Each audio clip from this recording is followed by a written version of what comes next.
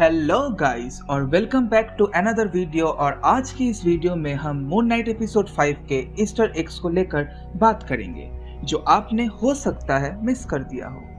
आज का ये वीडियो बहुत बड़ा नहीं होगा क्योंकि एपिसोड 5 में हिडन डिटेल्स बहुत कम है और बैक स्टोरी ज्यादा है, इसलिए तो चलिए बिना किसी रुकावट के हम वीडियो स्टार्ट करते हैं।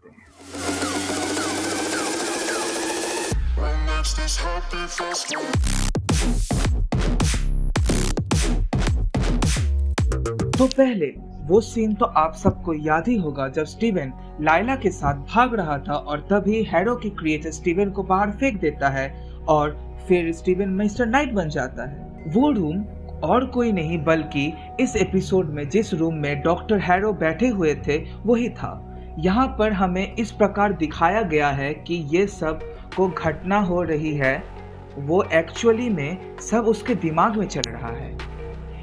इसके साथ ही इस सीन में आप लोगों ने नोटिस किया या नहीं वो पता नहीं, मगर मैं बता देता हूँ कि यहाँ मार्क बुरी तरह घायल होता है और उसका बात करने का स्टाइल, एक्सप्रेशन सब स्टीवन और मार्क से अलग होता है। तो ये बेसिकली मार्क का थर्ड पर्सनैलिटी तो नहीं, तो ये बेसिकली मार्क का थर्ड पर्सनैलिटी हो सकता है, जिसका प्रूफ मिलता है जब फिर से मार्क का माइंड या सोल जो कुछ भी बोलो वो डॉक्टर हैरो के पास पहुंचता है, तब उसके चेहरे पर कोई घाव नहीं रहता है।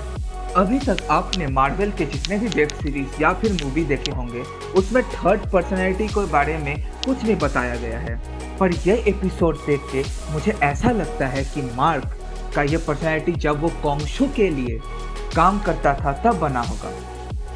शायद से उसका ये थर्ड पर्सनैलिटी एक साइको या फिर एक किलर है। लोगों को मार के उसको मजा आता होगा, जिस प्रकार स्टीवन बना था मार्क के ऊपर उसके मम्मी के टॉर्चर की वजह से। और एपिसोड में जो बोला गया है वो एकदम सही है। रियल लाइफ में अगर किसी को डिसोसिएटिव आइडेंटिटी डिसऑर्डर है तो बचपन से ही झलक देता है।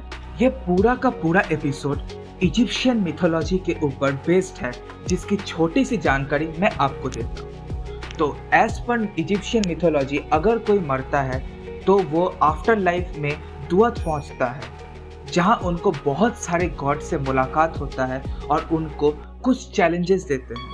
उसके बाद उनके हार्ट को एक फेदर के साथ मापा जाता है। अगर वो फेदर और वो हार्ट बैलेंस हुआ देन वो फील्ड ऑफ डीड्स पहुंचते हैं, जिसको हम लोग हेवन के नाम से भी जानते हैं, और जिसका नहीं होता है उसको एमिट खा जाता है। तो यह सुनकर समझ आ ही गया होगा पूरा एपिसोड में यही चलता रहता है। गॉडेसेस जोरट भी बोलती है कि यह एक एंसेस्ट्रल प्लेन है जो हमने ब्लैक पैंथर में भी देखा था। यह एक एंसेस्ट्रल प्लेन का ही पार्ट है। अगर आप लोगों को याद नहीं तो मैं याद दिला देता हूँ, ब्लैक पैंथर जब उसके पिताजी को देखने एक वायलेट कलर्ड एरिया में गए थे जहाँ पर सारे पैंथर्स बैठे हुए थे, यहाँ पर उसी का बात हो रहा है। यहाँ हम यह भी देखते हैं कि स्टीवन और मार्क को एक शिप में ले जा रहे हैं एन्यूबिस के गेट तक, तो यह भी एक इजिप्शियन मिथोलॉजी में ही है। यह माना जाता है कि कोई अगर किंग या फेरोआ मरता था तब उन लोगों को शिप से ले जाया जाता था। यह यूरोपियन देशों में भी सेम माना जाता था और उन लोगों के आंखों पर 2 सिक्के रखते थे शिप में पे करने के लिए। इस एपिसोड में आपने शिवा वर्ड तो सुना होगा 1-2 बार। तो किसी के डेथ के बाद 7 दिन तक मौन किया जाता है, उसको शिवा बोलते हैं। और यहाँ 7 दिनों के अंदर मार्क और स्टीवन का पर्सनैलिटी में अनबैलेंस शुरू हो जाता है। अब आते हैं एंडिंग में।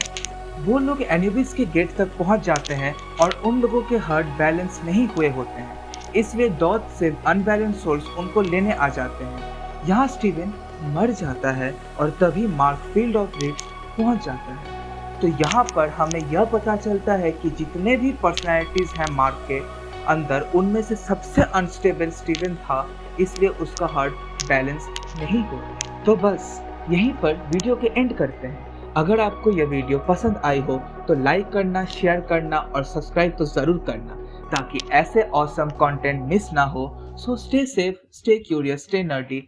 हम आपसे मिलते हैं हमारे नेक्स्ट वीडियो में। शब्बा।